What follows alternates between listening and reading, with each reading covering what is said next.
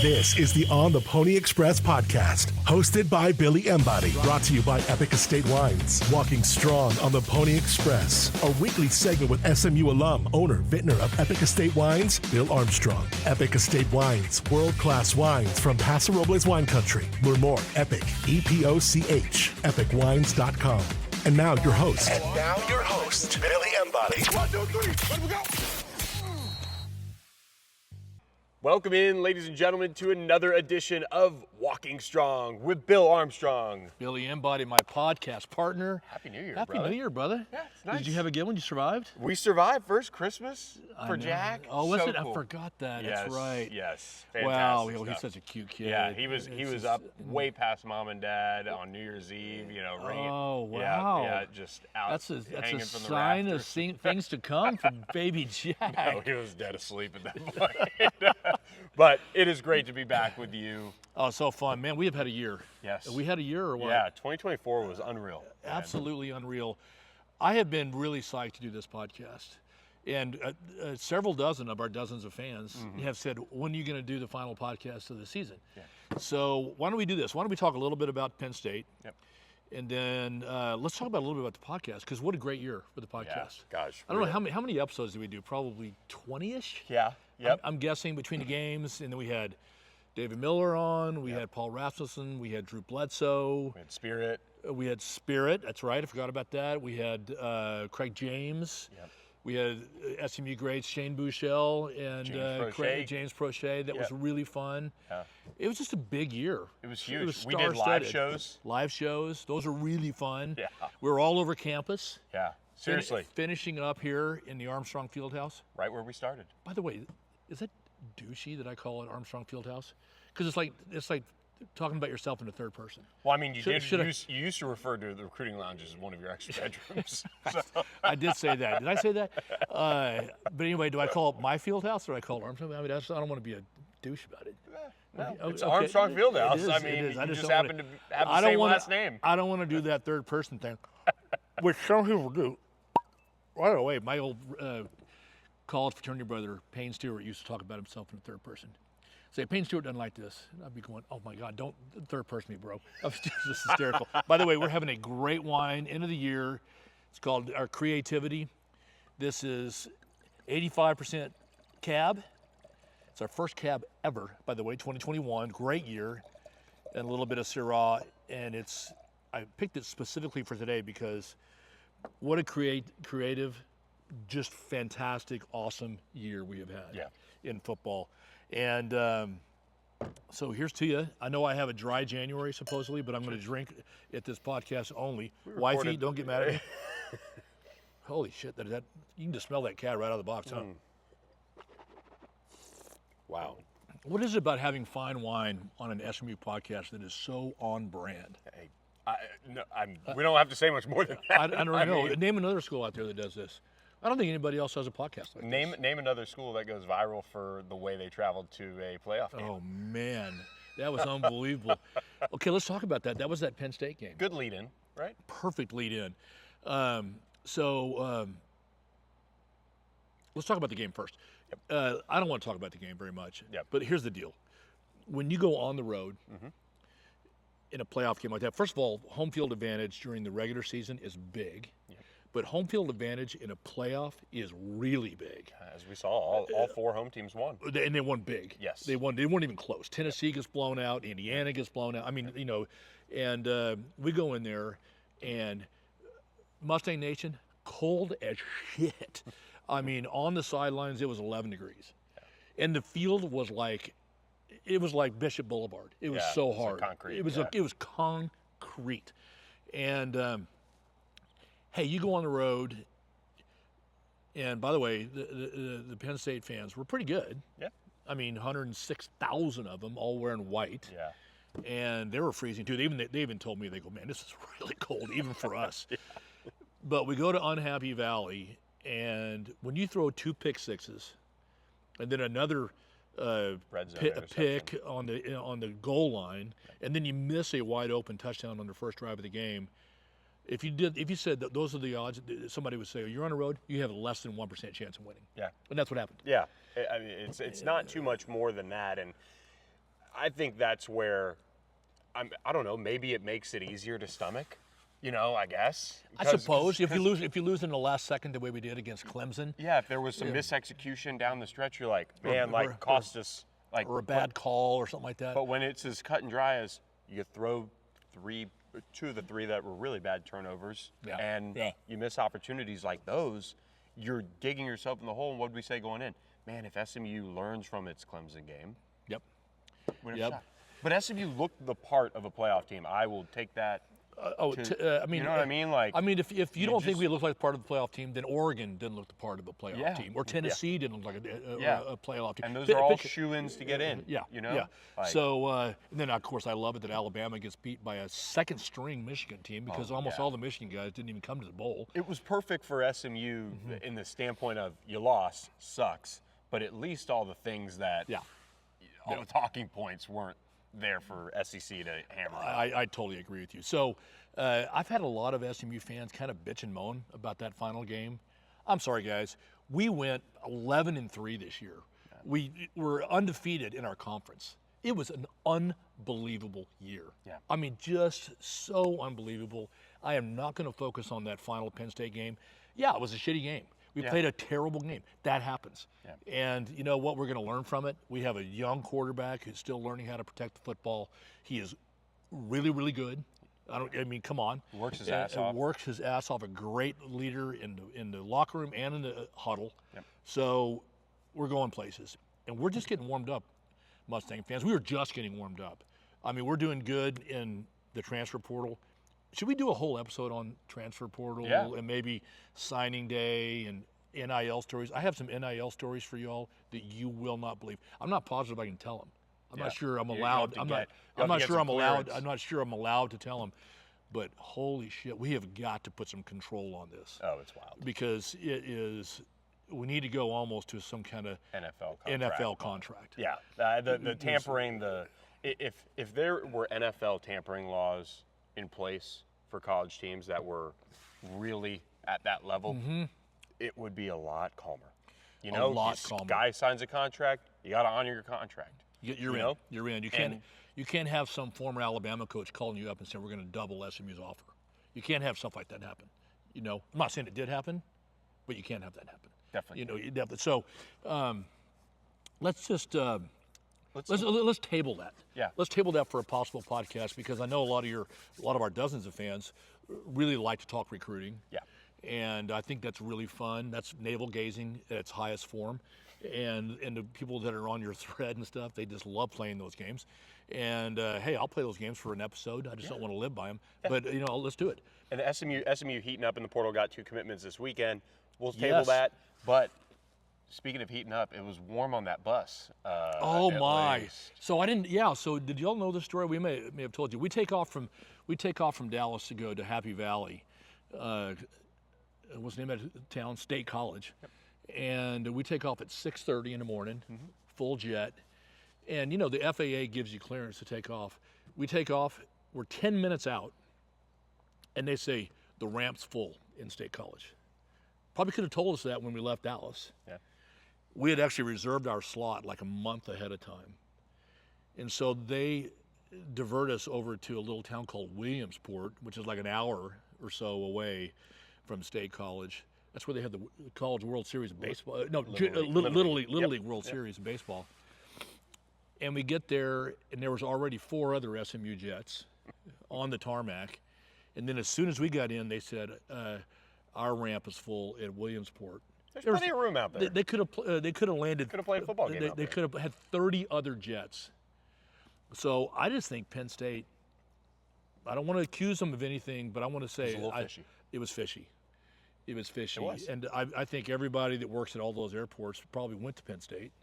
And hey, let's mess with those guys a little bit. I don't think they messed with us specifically. I think they mess with Michigan when they fly in, probably, and Ohio State when they fly in. Whatever, but it was so bad. We had to we got a bus. Fortunately, we had a bus reserved on Happy Valley, and then it came and picked us up in Williamsport. So we get on that bus. The bus seats 32. About 60 climb on the bus. Unfortunately, we couldn't take it. And after we were all on a bus, Barb, was that her name? She said, so. I can only take 32. Yep. So we had to kick 28 people or so off of the bus. And then when I took that selfie of us driving to Williamsport. You had no idea what that was going to do. I have no idea. Bryson's sitting next to me. Craig James is there. You're there, Mike Craven. And that thing goes viral. There's like 3 million views of that picture. Yeah. Anyway, I guess I've never gone viral like that before. First world problems. Yeah. We tried with the algorithm. I should have said, instead of saying dozens of fans, we had millions of fans for a moment. Yeah. Just for a brief moment. A lot of them laughing at us like usual. They were. They were. I think they love fucking with us. But anyway, it was, overall, it was a fun day. Yeah. We made the most of a bad situation. We polished off like copious bottles of wine on that bus ride. We were partying. It was a roving. You guys were rolling. It was a roving boulevard. So anyway, that's right. You were working. Yeah. We were all Craven and I were just sitting there like, wow. Yeah, I know. There were some things that happened on the bus. What happens on the bus stays on the bus. Yeah. Anyway, it was really fun. The bus ride. Yeah. The game, not so much. Yeah. But you guys saw our gratitude podcast, which I really loved giving because it was important for you all to see the way Rhett was after the game. Yeah. And because he was super classy. The team, was appropriately disappointed, but they were appreciative of the year. And I was incredibly appreciative of the year. Let's talk about the year. You want to? Yeah, top moments. I've got my top 10 moments, plays of the year. I have not shared these with you. No. And you have your top 10. Yes. So let's go. Let's go from I'll start. Yep. Or do you want to start? You start. Okay. My number 10 moment was what I call the we don't quit moment. And this is from our second game of the season. We go into Nevada. Cold. It was in August 20-something in Nevada. And it was damn near snowing. Yeah. It was Might have snowed windy. earlier It was than that, raining. It was miserable. We go in there. I should give you a picture of me with their mascot. You love the mascot. I love the mascot selfies. It's like one of my favorite things to do.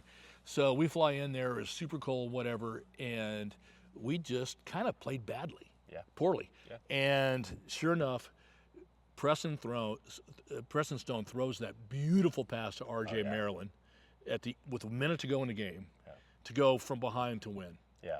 And I could call it the we don't quit, or it was kind of a foreshadowing of the way the season was going to go at that first game. Yeah. So that's my number 10. 3rd down 8. Stone again deep. Again end zone caught. Sliding catch. SMU takes the timeout. In the 4th quarter, he's been unguardable. What's yours? My number 10, and so these are moments/plays. Some of them are moments, some of them are plays. I'm going to go with the play here, and I'm going with Kevin on the road at UVA in a game where, look, they were in control, but he ran almost a mile on that play where he started out to the left. And I then think he actually he wheeled went around across the line of scrimmage and then came back and then rolled all the way back around. Yeah, that was one of my favorite plays. Just very Kevin Jennings, very calm for the most part.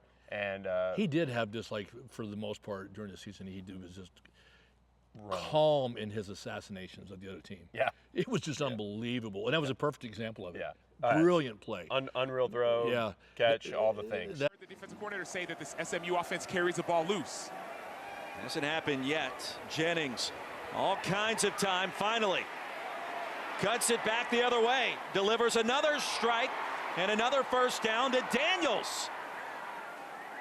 Well, it's plays like that. That certainly made my by the way, on these top 10, I bet I've stolen some of yours on this. I'm sure you have some that are right up there for all the fans. And right. I'm going to try to dig some up that are more obscure. Okay, yes. So because we made the promise we were going to not have the same ones. Yes. So I really had to make sure that mine were off the radar. Off the radar. All right, because mine are a little bit more obvious. So my number 9th highlight of the year is what I call the Suck It Sonny highlight, and that's the scoop and score by Brandon Crossley. And they hand it off, and that ball is loose as Hoover took it. It is picked up and SMU touchdown for Brandon Crosley. In this second quarter of that game at home, and it was so brilliant because it was right in front of that big, fat, fucking backstabbing lion piece of shit. Now that the season's over, I we're can just just letting it all go. let it call. And Crossley just scoops that up and just goes untouched into the end zone. The crowd was going nuts. Student section was nuts. Because it was right in front of the student section. Yeah. And it was right in front of Sonny, which I just loved. And it really put the game away. Yeah. And it was still in the second quarter. Yeah. Yeah. So that was my one of my favorite plays of the year. Yeah. That was a very, very just perfect moment for that game. I will give the defense continued credit here, and my number 9 is I thought the last 3 offensive plays for Boston College when SMU, I believe, sacked them all 3 of them. Oh, that was great. Just shut the door. Oh, that was awesome. I think they ended up facing like 4th and like 20 or something. That was amazing. And combination of Jafari, E-Rob, probably forgetting the exact particulars, but everyone got involved in that final. That was sensational. Series. On first down, Grayson James. He's going to get wrapped up, fight his way back to the line of. Here comes a blitz. Under pressure off his back foot, James heaves one out of. Another blitz.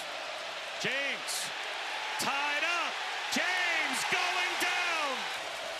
4-man rush. James. Pocket collapses. Down he goes. A takeaway on downs, and SMU's going to win it. Because especially it was a little bit of a payback for the Wasabi Bowl. Oh yeah, your favorite bowl. My favorite bowl. Yeah. So until that played Penn State this year, and whatever the game we called it. So that was a really good one. Yeah, that was really big. Okay, my number 8 is what I call the "I ain't gonna be denied" play, and that was Kobe Wilson's interception against Florida State, where he intercepts and runs 82 yards. Zigging and zagging, leaps over a guy and goes into the end zone. Pressure coming. Intercepted. Kobe Wilson the pick. Trying to take it across midfield. Does, and still on his feet. Out of 2 tackles, and Wilson will score.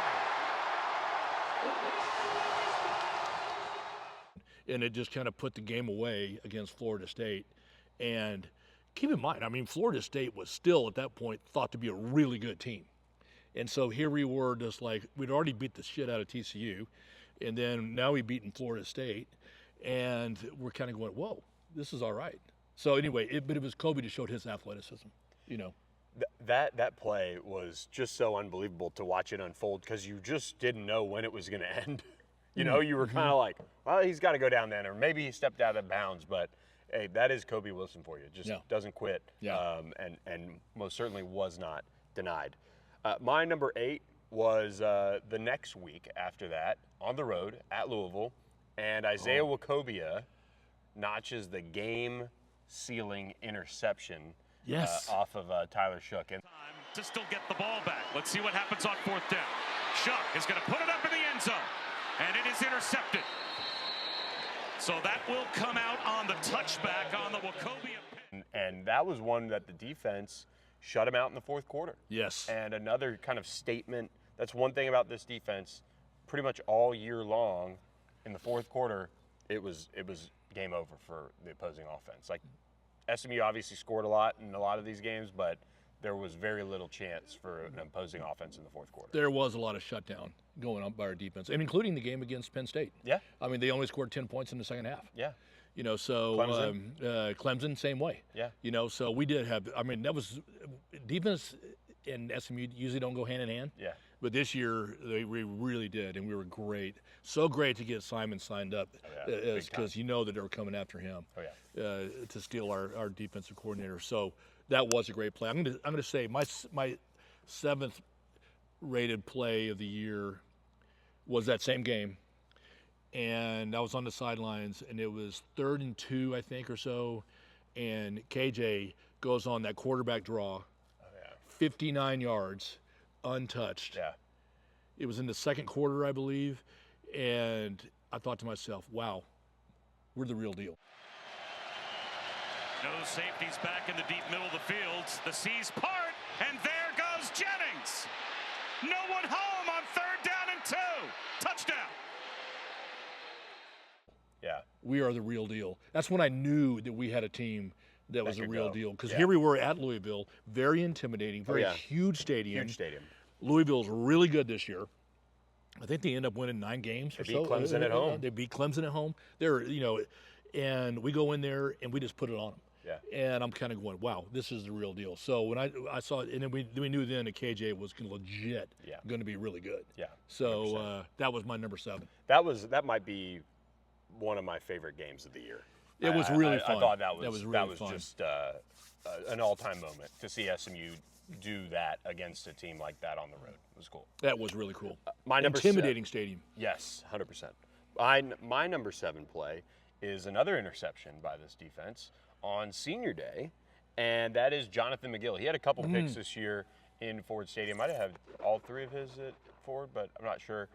But to get his pick on Senior Day and then give it to his folks. That was cute. That was cute. Harris over the middle, intercepted. Threw it right to Jonathan McGill.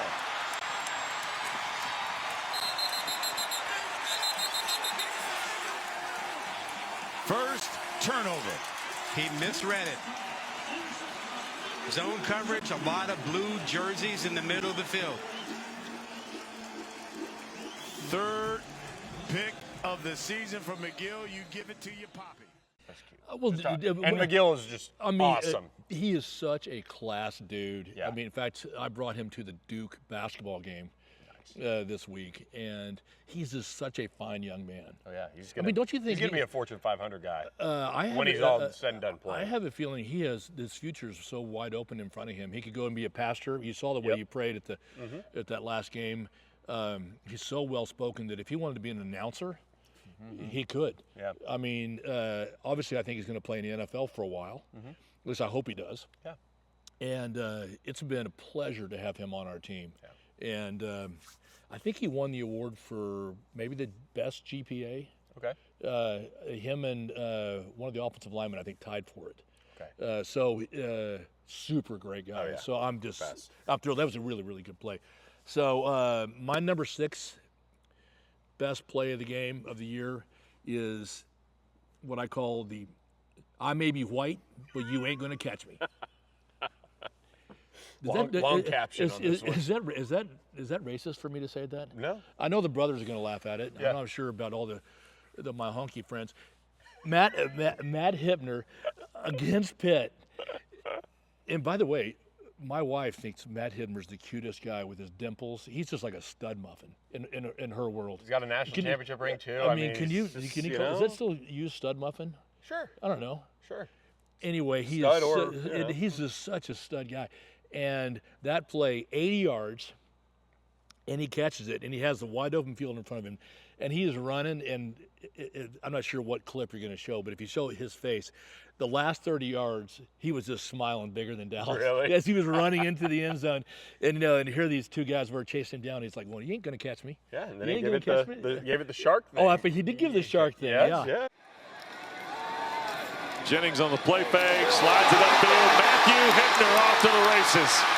Hipner at the 30, full speed, and the big tight end goes 75. It's a Pony Express. I don't even know what that was. I had to ask him what it was. Yeah, he was like, yeah. It was Pitt's, attempt to kind of be relevant on defense. Hey, listen, here's the thing. Poor Pitt, the 6 straight losses to end the season. Well, here's the thing. SMU broke them. We did break them, and everybody acts like, well, we had a puff schedule. Come on. Pitt was good when SMU played When SMU played them, they were good. When Florida State played us, they were good. When Louisville played us, they were good. I mean, come on, there was a lot of teams. When BYU played us, they were good. Yeah, clearly. So, they act like, well, at the end of the day, you didn't have all these top 25. Well, when we played them, they were all top 25. Yeah, they were rolling. Yeah, they were rolling. Yeah. So just because we broke their will to live, don't blame it on them. So anyway. All right, I'm going to the moment side of things and the opening of the Gary Weber end zone complex. Oh, that's sweet. Week 1. Gary Weber, yes. You are my man. Big time. He is such a great guy. That was cool. That was really cool. Just a nice little Saturday, no drama of a game. It was Houston Christian. Yep. And SMU got the win, but it was cool to see it all come together because that was a long time coming to open that thing, and it just legitimized Ford Stadium a little bit more. Oh, did it ever? And the end zone complex is truly top 5, I think, it's in the incredible. country. The weight room, the locker room, the seats, the flow, the food area. It is so incredibly good. And the seats, by the way, we got to figure out a way to get all y'all up into our suite sometime next year because, damn. The seats in our suite, we share a suite with William Ware and Richard Ware, my wife throws a party on every single home game. But the seats are so awesome because you're like on top of the field. Yeah. And you can see the entire field. I mean, every ex-athlete that comes, Harvey Armstrong, Eric Dickerson, Craig James, Lance McElhaney, they said, no better seat in all of the stadium. So fun to right watch there. the play develop from there. Because you can really see it develop. Yeah. And you're just right on top of it. So, especially when they're on your own end zone, it's just incredible to watch. Yeah. So that's a really good one. Yeah. I didn't think of that one. So I've got another one, number 5. This is a fun one. Again, it's not a play, but it's a moment. And I believe it was against Pitt, where Bryson DeChambeau shows up. And he has his U.S. Open trophy. Dude, that was just awesome. I mean, I'm going to call this one world changers are made at SMU because Bryson, it was so cool. Yeah. He loves being an SMU fan. Yeah. And I think I said this on one of our earlier podcasts. He's like Matthew McConaughey, except for he's actually done something, Matthew.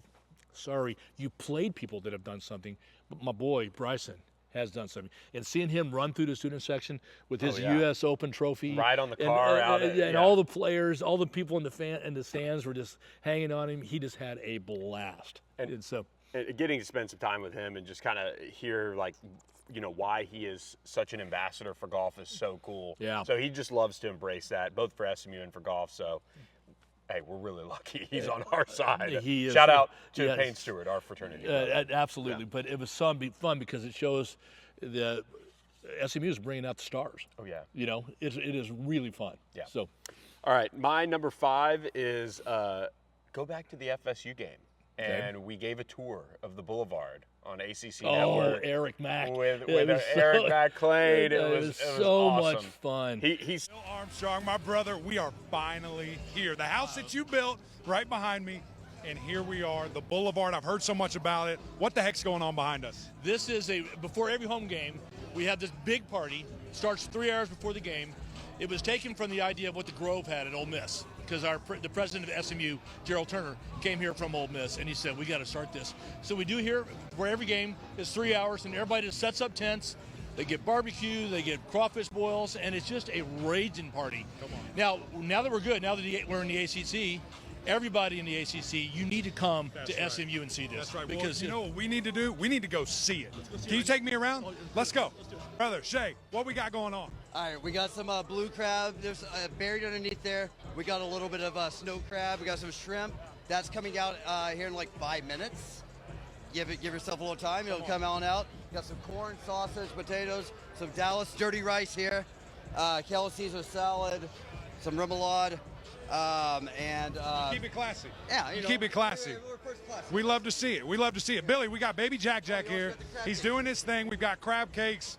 Is this what we do on the Boulevard every single weekend? It has taken off this year even more. I've been here for a decade or so, and it has really exploded with the ACC, and folks are coming out left and right to see it. It's only going to grow. That's right. He talked about that. I think that was one of his top moments from the end of the season. Oh, was it really? Yes, that they picked out for him, or Oh, maybe you're he kidding. picked it out. Yeah, but he went back and he talked about the Texas Twinkie. The Texas Twinkie. That was so much. By the way, I have loved getting to know the ACC Huddle people this year. They're the best. They're so much fun. Yes. And they've really embraced SMU Yes. into the ACC culture.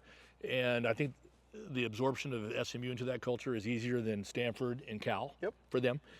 and having them come down onto the boulevard into your tent. That was awesome. It was That just was so cool, and he was into it. Oh, yeah. I mean, Mac is just the best. Yep. Now, he was one of our podcast people too, which was really, really fun. Awesome. So number four.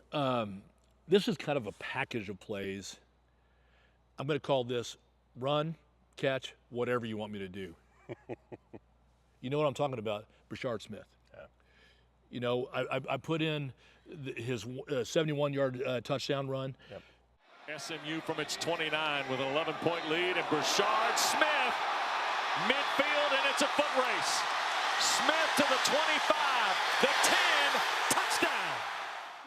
He had 1,300-ish yards rushing, another 350 yards receiving. This is unbelievable. I mean, the guy, when he was at Miami, essentially returned kicks. Yeah. And then he touched the ball occasionally as a receiver. He comes to SMU, and he's a running back and a receiver, and he does it all. He's an All-American. He's probably going to go play on Sundays. Oh, yeah. I mean, he would not have had a shot of going on Sunday if he had stayed at Miami. Yep. And he comes here, and what you guys probably don't appreciate that we could, because I'm on the sidelines all the time, is he's durable as shit. Yeah. I mean, he is not a big guy, and he took some hits, but he just kept coming back. Yeah. I mean, he's a human joystick. Yeah. I mean, the guy is amazing. Oh, yeah. And it was a pleasure to have him on the field with us this year. Yeah, he's really, really, and it's cool because, look, he's not a guy that was successful elsewhere. SMU got him, and he trusted SMU, and SMU basically made him into what he is now, which is a huge, NFL draft. I think it goes to show you the depth of talent that come out of high school. Yeah. And if you don't have exactly the right situation, I'm not sure if you're ever going to make it. 100%. And you could be like stuck behind somebody, and you're going to end up working at, Starbucks the rest of your life or something, when you could have been literally in the NFL. Yeah. I mean, so everybody just needs the right shot, the right situation. The right situation. Yeah, that's a good one. Which is a good talking point for our future Portal podcast. All right. Yeah, that's a good idea. Yeah. My number 4 is the Pitt game. Colin Rogers hits the field goal, and then also does the shark thing right back at him. 50 yards away. Kick from Rogers is good. So Rogers continues to add. And Colin Rogers, after he makes the kick, shows the Panthers the shark. And I'm kind of building up the Pitt game because that night overall was so just it was from Bryson to the Pony Express crew. I've got a multiple Pitt ones in mind too. Homecoming, yes, honoring the 82 team, right? Yep, and just everything around that game. The opening drive just right down the field for a touchdown. But Colin Rogers giving the shark right to end. I think it was the end of half. I think, and he just looked right over. Colin Rogers is just chippy as shit. It's so much. He's a trash talking son of a bitch. Yeah, it was so fun. Led the country in 50-yard field goals. I think he did. Yeah, I think he did. Every All-American. Every time he kicks a field goal or an extra point, it's a new record. Yeah, because in points. Yep. So he is a great kid. He's coming back next year, I think, isn't he? Yep. Yeah, I just love it. Colin, you're one of my boys. So he's been fun to get to know. Yep. All of these guys, I know. That's the tough part about the seniors. I know. It really is tough. Okay, my number 3. And I've called number 3, gonna miss you, man. And that is Preston Stone's final throw as a Mustang against Cal. So this is representative of what SMU is. Stone throwing for the end zone. And caught! What a catch by Keyshawn Smith! 4 for 4, 75 yards, and a touchdown. This one to Keyshawn Smith. Ball is in the air, and Smith finds it. That 40-yard dime he throws to Keyshawn Smith. Yep. And I'm just like, wow. I mean, we forget how important Preston is to SMU, our program. He was a 4-star. He was one of the top recruits in the entire country. He commits to SMU. He helps bring in a lot of the local guys. Yeah. He actually might have brought in his own competition theoretically with KJ. Yeah, just being a Dallas guy. Just being a Dallas guy. I mean, it's a little bit like Drew Bledsoe said on the podcast with him. You know, his backup was Tom Brady. Yeah. In a way, that's kind of Preston Stone and KJ. KJ is a little bit like Bouchard in the sense that when he was at South Oak Cliff and won the state championship, he wasn't recruited by anybody. Yeah, just Missouri State. Missouri State. SMU goes on the road there next year. We're playing Missouri State. I hope KJ puts up 90. Yeah. But no other offers other than SMU. And look at him now. He's a potential Heisman candidate. But Preston, the best of luck to you, man. Yep. You're a great young man. I've gotten to know you on so many different ways. You've been in my house multiple times for dinner. And he was a great leader in the locker room and in the huddle and as a role model. Yeah. And he never complained. Yep. And there's very few that would have done that. And he's off to Northwestern. I hope he kills it. Yeah. And I hope he gets a chance to play on Sundays. Yeah. You know, there's so many. There's a new generation of SMU fans, kids, that are going to remember Preston Stone doing what he did for SMU, and that being a big reason why SMU is their future pick at school or future fandom, whatever. So. Love Preston. I love Preston. It was difficult for us this year with him because our line wasn't quite strong enough to. I mean, this onslaught, and I mean, I do think he's like one of the best deep ball throwers that I've ever seen. Yeah. And but on the same token, man, if you're a quarterback right now at SMU, you're under duress from the moment you get that snap, and it's difficult. Yeah. And KJ has that mobility. Yep. So not that Preston doesn't have mobility, but he's just a really good pure passer. Yeah. You know. So 100%. All right. All right. Number 3 would be Senior Day, the pregame honoring of, that was sweet, wasn't it? So many of those guys. And we've talked about a lot of them throughout this podcast, but you just realize, one, how much talent is walking out the door. That's a different discussion for a different day. But just so many great stories from this team. E-Rob and Jafari and the guys that came in for their 1 year, Burchard, Jared Harrison Hunt, so many of them. And then the guys like, Roger Daniels. He's not going to be suiting up for SMU next year, which is wild. I just can't even believe it. Brandon Crosley, who I've known since I think before COVID, him and Preston and Justin Osborne, and just kind of the list goes on. And CJ Sanders, who was awesome, probably one of the unsung guys. Kobe Wilson, Ahmad Walker.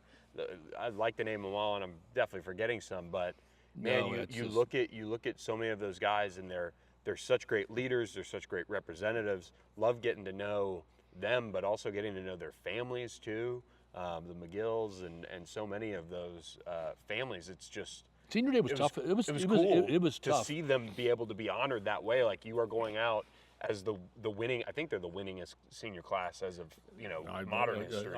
No doubt about that. I mean, you had to have been misty-eyed. I was. Yeah, it was. I talked to a couple parents on the field before, and they came up and they said, we've had so much fun. You covering the team, and it's cool. It's really proud of those guys. Yeah, really class act. Yeah, it's gonna be tough to replace a lot of those guys. Yeah, 100%. All right, that's a nice segue into my number 2. I called number 2. That didn't just happen. You know what I'm talking about? Is Jafari leaping over the right tackle against Duke without touching him, and then blocking that field goal for the win. Kick is blocked,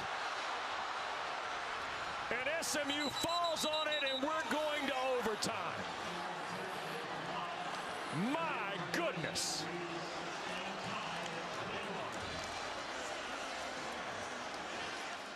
Score was tied 21-21. Yeah. Last second of the game. Dude. We had 6 turnovers, and then we had a 4 and out, which was a turnover on down. So we really had 7 turnovers against Duke. And Jafari leaps over that guy, blocks the field goal. Yeah. It's maybe the most athletic move. I mean, it was just absolutely incredible. And hard to say. That's a tough one to beat as far as I'm sure that was on your top 10 list. I'm not even going to try to hedge my bet on that one. How does it not hope make Bill forgets this key moment of the season. One of the freakiest plays I've ever seen. No, it was absolutely unbelievable. And, you talk about going into a stadium where you should not have won. Yeah. And we did. We did the same kind of a game against Penn State. That's the difference between playing Duke and playing Penn State. Yeah, 100%. You know, is because, you know, we got in there and we snuck out that win, and it was incredible. And Jafar, I have loved getting to know you. We're going to be friends for life, and that was a amazing play. I want to watch you on Sunday. Yeah. Jafar is awesome. All right. I am going to another play that kind of was being built towards, so it wasn't as dramatic as the did that just happen. Okay. But, man, when Kevin found Roderick Daniels in the back of the end zone to tie the game at Clemson, against Clemson. Unbelievable. Wasn't that great? That was just all time. Not much pressure. Jennings, side of the end zone. Touchdown! Roderick Daniels Jr. And I've been in, you know, at some big games and some games that went right down to the wire like that, and I've been you know, right there next to it actually happen. That was cool. And it was just such a perfect throw. Oh. And he's toe tapping it right in the end zone. Yes. And the fans are right there. The band's right there. Karuna's right there hanging out. I mean, that was awesome. And coming down from 17 points down in the fourth quarter. Yeah. Essentially on the road. Yeah. You know, for the ACC championship, where we were essentially done at the end of the third quarter, and coming back and having that with 10 seconds to go in the game or 15 seconds to go in the game, incredible. Dallas to Dallas too. Yeah. You know, and there was no quit in this team at any point this season. No quit. No quit. That's just that was my number. That was my beginning at the Nevada game, and there it was at the end. Yeah. No quit. Yeah. And they did it that game. It was incredible. Yeah. Okay, my number one, and I know you all have been waiting to hear this the most. And I call this the most fun I've ever had with my clothes on. And that is the moment when Sonny Dykes got kicked out of our game for 2 unsportsmanlike penalties. All I can say is fucking A. That was amazing. Sportsmanlike conduct on a TCU head coach. Half the distance to the goal line. This is the head coach's second foul for unsportsmanlike conduct. By rule, he is ejected from the game. So how about that? Wow. Sonny Dykes is thrown out of the game. He argued the holding call, ran one play, and clearly went back to the well once too often for this officiating crew. And so Dykes, this is going to be a long walk back to that TCU locker room. He is going to hear it from the crowd. For a head coach that left SMU to go be the head man at TCU, these fans are fired up. You do not see that often. Usually it's one sportsmanlike conduct. All right, that's enough. To get a second before the next play has been called is extremely rare. What's not insignificant is Sonny Dykes. It's time to get him off the field and play the game, with all due respect. I mean, this is just holding up everybody for what? He's already been thrown out. Trevor? Yeah, and the entire game, right? It's been a chirp fest from the student section, which is on that far sideline immediately behind the TCU bench, regarding Sonny Dykes. They have come up with all kinds of chants that have all kinds of expletives within them to let him know that he is not in friendly confines. This is obviously just it hitting ahead at this point. And Sonny Dykes is not an emotional head coach. He is very relaxed. This is out of character, but I would argue potentially calculated to try to spark up his team. And it all comes back to that second offensive play by SMU, that forward progress call that felt like that was a missed turnover for TCU that SMU reaped the benefits for. Ever since then, feels like TCU's been battling the referees. Well, he's arguing with those from his own conference because these are Big 12 officials today. And I mean, they are giving it to Sonny Dykes. I just loved every single freaking moment of that. That was just so much fun. Listen, if I'd gone to Hollywood and I would say, hey, there's this one coach that we had, and you know, asked us to do everything. We did everything he wanted, and then he played us to get a better contract, and then he went across town he shanked us, and then he went across town, lied to us in our face. He goes across town for our rivals. It was essentially was a complete piece of shit. He took somebody else's team that Gary Patterson had, I might add, by the way, lucked his way into the national championship by injuring the other opposing quarterback 7 times during that regular season. We can talk about that on their schedule. Anyway, he comes back to our game, and then that piece of crap comes here, and he acts like such a petulant child, spoiled little brat, whiny baby. And to see him get kicked out of that game, holy shit, come on. Come on. Poetic. The kids might say. Oh, absolutely unbelievable. And the Hollywood guy would say, nope, unrealistic. Yeah, tough to sell. You can't sell that. That's so ridiculous. That can't ever happen. Yeah. It did. And I know that's not a play, but holy cow, at least for me personally, that was just magical moment. And it was a magical moment. And at that point, too, we don't know what's going to happen the rest of the season. You know? No. You're staring down the barrel of Florida State and Louisville the next 2 weeks at that point. We just lost it. We just lost the game to BYU Yep. in a last second deal. Yeah. And so you're like, wow. Well, at least we had the TCU game. You know, like I think we scored 66 points that game or something crazy. Yeah. And that was incredible. And I don't think I've ever had like the joy of Mustang Nation that week. It was just like a tsunami. It was like a broken dam of like pent-up emotions. Yep. So thank you for Sonny for being a little whiny baby, because that made everybody very happy. I think he did it on purpose just to make us happy, don't you? I think he did it on purpose so he didn't have to stand out there the rest of the I think so too. Yeah. Without a doubt. He was out there and he was like going, the kitchen is too hot, I'm getting out of the kitchen. Yep, just like a baseball manager where, you know, pitcher's getting shelled, you're down 10-0 in the 7th, you're like, I'm just getting a shower early. I'm going to go to the shower early. And I tell you what, he was almost lucky he didn't get fired over that. It was really a bad look. It was a bad look. And I would love to tell TCU that he never looks that bad. Got to say, he finally saw what he's all about. Okay, you want me to keep going? I can go. I can do an entire podcast on this subject if you want me to. I know Mustang Nation wants me to. There's my dozens of fans want me to go off on this, but I think I'm done dogging Sonny for a while. Yeah. But I want to do this one last episode. Hey, we've got a lot of fun to come this offseason. And look, my number one is just that SMU had the season they had. Oh. I know that's a sellout or whatever. Oh, but no. Are you kidding me? But seriously, I mean, we were sitting here a year ago-ish talking about the portal and, wow, SMU's AAC champs and how's the step up going to go? I mean, think about it.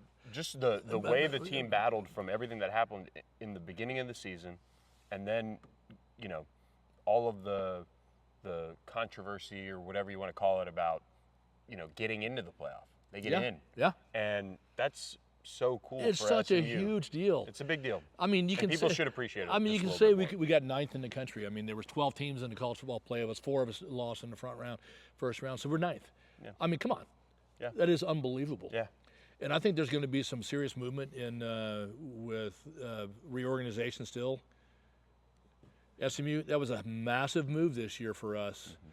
Because if things really get whittled down to something smaller than it could, where you go to like 40 or 50 schools, I think this season really gave us a position where, like, you don't want to leave SMU out. And like we started this season in this building, we started this podcast talking about how that season really elevated SMU on so many levels, and there's a lot more to come in 2025 for SMU. Oh my goodness! So I mean, let's key up the next podcast or so for what's coming down the pike, because it could be really, really good. And you are really on top of like these new kids coming in, and I'm following it pretty closely through the coaches and all these NIL stories, which I'll see if I can get approval to say them. We got to get some special guests this upcoming. Do you want to do the podcast again next year? Yeah. Well, I just want to make sure that you want to check with the dozens of fans. I mean, just to make sure. We after this, it may be tens of fans. I don't know. Remember, we've got Cal next year. Yes. So on the road. On the road. So we've got a trip out. We've got another live pod. Another live pod. I forgot about our live pod we did at our winery. That was epic. What road games do we have next year? So we got Cal, Clemson. Go to the house that Eric McLean built, and Kelly Gramblick. I love that. They were so good. Yeah, they're so awesome. Good. Yeah. And so we've got those two. Baylor actually comes to SMU. Fun. But the year after, we go there. But then go over to Fort Worth. Go to Fort Worth. Are we actually going to play that game? You're the one that can buy it out, or they can buy it out. They're going to call us and stroke us a check to not play them, I think. That will be fun. I might need like. You might need the cold shower if SMU wins on that one. Oh, I might need like a bulletproof vest. Yeah. A couple people over there that won't let you enjoy that one. They may not let me. I mean, I'd love the TCU fans are so awful. They'll just be screaming the F-bomb at me like come raining down. Bring it. At Missouri State, which I don't even know where it is. Springfield, Missouri, maybe. Is it Springfield? Okay. Yep. And then I don't know. At Cal. We're at Miami next year, aren't we? Nope. Miami comes here. Miami comes here. Okay. Louisville comes here. We'll bone up on that. Yeah. Yeah. So listen, brother, it's been a fabulous time this year. So much fun. I hope y'all enjoyed it. I had a blast doing it. And who would think that we go from tens of fans to dozens of fans? I know, big time. You know, and we're now watched from, I don't know, from Plano all the way to Duncanville. Yeah. It's amazing. Yeah. Quite the viewership. We are huge. We are huge. So, all right, man. Thank you very much. What a blast. It's been an awesome year. Yep. Make sure all of y'all go up and sign up for On the Pony Express podcast and website for him. It's super cheap. It's just dimes, pennies per day, and he has so much more content than just this podcast. It's amazing, and I appreciate what you do for it. No, appreciate because you put in a lot of work. Hey, a lot of work. This is a blast for us, and we are going to keep on keeping on and trying to get, I guess, what's the next step? Hundreds of fans? Hundreds. Maybe. I don't know. Our dozens of fans, they're so exclusive. I don't want to ever alienate them out. We're like a bouncer. We got a club. We do have a club. Yep. Red velvet rope. Yep. You know. Exactly. SMU must bring Red. Epic to get in. Right. Yeah. We'll have to get some special guests next year. The only person who has turned me down cold to do our podcast was George W. Bush. Yeah. And he did say, he goes, if I was going to do any podcast, Bill, I would do yours. But he goes, I get invited like twice a week to do a podcast. And I have millions of fans for those He too. does have millions of fans. I love W, but other than that, who knows? Bryson. Bryson for sure. Yeah. He's going to for sure be on. And we need to get Andy Enfield on. Yep. And we got some others. Some really good ones. So awesome. All right. Thanks for listening to this edition of Walking Strong with Bill Armstrong. I'm Billy Embody. We'll catch you guys next time. Hope everybody has a happy new year, and thanks for listening. And this way I won't be crowding you because I always start. Yeah, you start backing. You start backing away, and I keep. I know we're across campus from where we started. Before you know it, I'm in the middle, and you're like you got like half of you in the picture. Oh man. Okay.